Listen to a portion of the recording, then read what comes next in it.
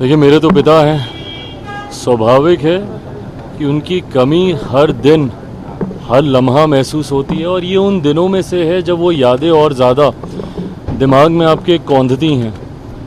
आज 4 साल हो गए उनको गए हुए।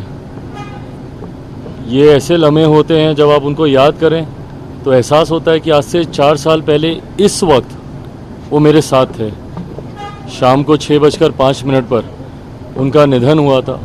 तो ये दिन बहुत सी यादों को, बचपन में बिताए हुए उनके साथ पलों को, पर मुझे खुशी इस बात की है कि आज वो जहाँ कहीं भी होंगे इस बात को देखकर खुश होंगे, संतुष्ट होंगे। मुझे लेकर, अपनी पार्टी को लेकर उन्होंने बहुत सी उम्मीदें लगा कर रखी थी। मुझे लगता है कि आज कहीं ना कहीं मैं उनके सपनों को पूरा करने की उस राह पर निकल चुका हूँ। ये बात ज़रूर उनको संतुष्टि देती होगी। पार्टी को जिस मजबूत स्तर पर वो देखना चाहते थे, आज पार्टी के सांसदों की बात हो, अलग राज्यों में हमारे विधायकों की बात हो, संगठन देश भर में जिस तरीके से पार्टी का मजबूत हुआ है, ये तमाम वो विषय थे जिनको उन्होंने हमेशा प्राथमिकता देने का कार्य किया। आज जब वो हम लोगों के बीच नहीं है, उनकी याद, उनकी सिखाई बातें, उनके विचार, उनके सिद्धांतों पर चलना ही मेरे जीवन का एकमात्र लक्ष्य है और उसी लक्ष्य को पूरा करने का, पापा के सपनों को पूरा करने का हर संभव प्रयास कर रहा हूँ। भारत रत्न की बात चल रही है, भारत रत्न चुनाव के नतीजे सामने आ रहे हैं, क्या कहेंगे? देखिए, अभी जस्ट रुझान आने शुरू हुए हैं। मैं मानता हूँ, उम्मीद करता हूँ, जिस तरीके से भाजपा ने दोनों राज्यों में मेहनत की है, जिस तरीके से हरियाणा में 10 साल का कार्यकाल भारतीय जनता पार्टी का रहा है, मैं मानता हूं कि जनता कहीं ना कहीं विश्वास करती है भारतीय जनता पार्टी, मेरे प्रधानमंत्री जी पर।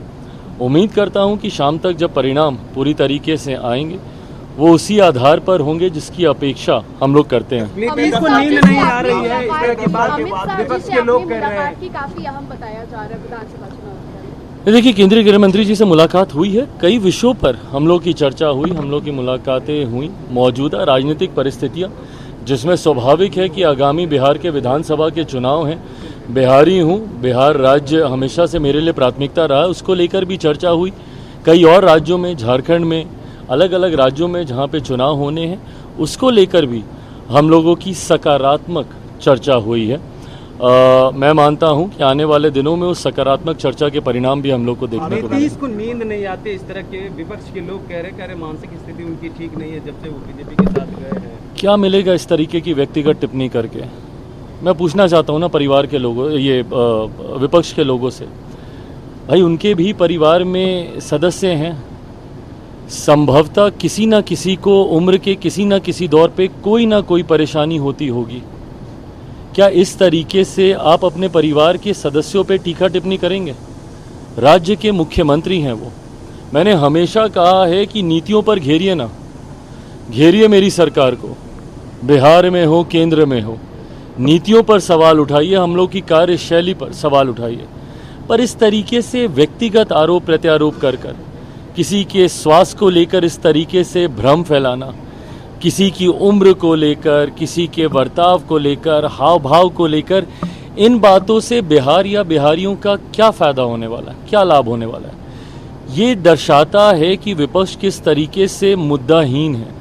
उनके पास कहने के लिए अब कुछ बचा नहीं है, इसलिए इस तरीके की बातों का इस्तेमाल करके ओछी नीची राजनीति का वो परिचय दे रहे हैं। देखिए, मेरा विश्वास मेरे प्रधानमंत्री आदरणीय नरेंद्र मोदी जी पर है। कुछ मांग कर लिया तो क्या लिया?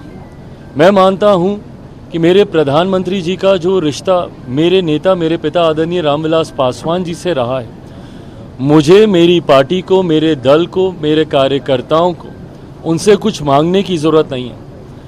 आज से लगभग 3 साल पहले जब मेरे नेता, मेरे पिता आदरणीय रामविलास पासवान जी को उनके निधन के बाद जब भारत पद्म भूषण से जब उनको सम्मानित किया गया था, उस वक्त भी हम में से किसी ने उसकी मांग नहीं की थी।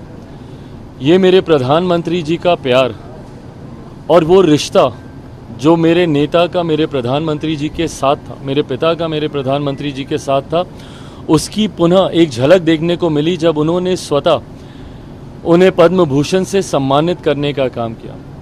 मेरा विश्वास है कि मेरे नेता मेरे पिता को भारत रत्न से सम्मानित मौजूदा केंद्र की एनडीए सरकार में ही किया जाएगा। मेरे प्रधानमंत्री जी की सोच के आधार पर ही उनको भी ये सम्मान दिया जाएगा। আপুনি বিচৰা বাতৰি পাব কেৱল নিউজ 18 এপত। নিউজ 18 এপ ডাউনলোড কৰিবলৈ স্ক্যান কৰক এই QR কোড। গুগল প্লে ষ্টৰতো পাব এই নিউজ 18 এপ।